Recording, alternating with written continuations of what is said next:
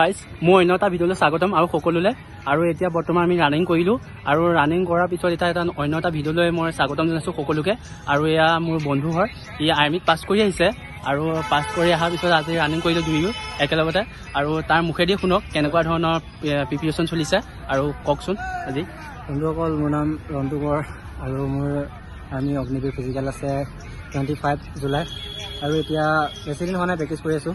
তো ৰিটাৰ্ণ নাম আহিলে টাইম চাই আছোঁ। আমি ইয়াত 3200 মিটাৰ টেগত দৌৰি আছোঁ, 400 মিটাৰ নহয়, মানে 400 মিটাৰ টেগ নাই নগাঁও পুলিচ হিচাপত।